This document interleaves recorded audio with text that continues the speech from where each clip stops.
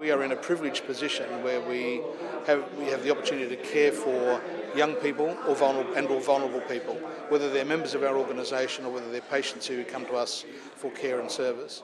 And so safeguarding is crucial for us, as are principles of good governance, financial governance, corporate governance if you like, so that we run our charitable organisation at the highest possible standard, because the name of St John, when people see that, we want them to see that as a trusted and known badge, brand, so that when they come to St John for help, or if they come to St John to volunteer, if they come to St John to work, they know it operates at a very high quality, a very high standard of trust, of care, of safeguarding, of governance. That's what we stand for, and that's who we are across the world.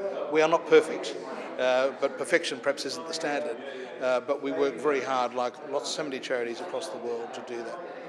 On the subject of trust, earlier this year here in the Rock, a former St John volunteer, Graham Southwell, was sentenced to 39 years in prison for paedophilia. Do you have any comment that you could make to us on that matter?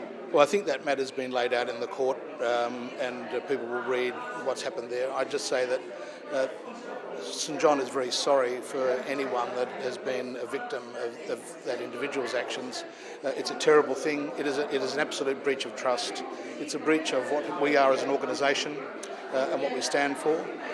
Occasionally people will run off track, and sadly we can't control all of that, like many organisations can't control that across the world.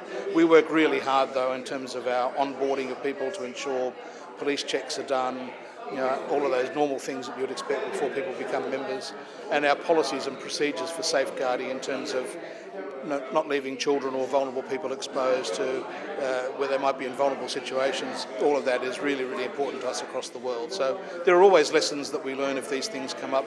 Fortunately, across the St John world, there are so few of these that have existed and occurred in St John's history. But everyone is important and everyone is a tragedy, and anyone who's been affected by it, I'm sorry that they have been so. Do you think there are any particular lessons to learn on that occasion here in Gibraltar? In terms of the detail, I'd need to really talk to the local folks about the particular lessons for them, but I know that the safeguarding practices that we have across the St John world, and driven very much centrally now about what we regard as gold standard, have been embraced by St John in Gibraltar, as they have in many other places, and it's a strong focus for them.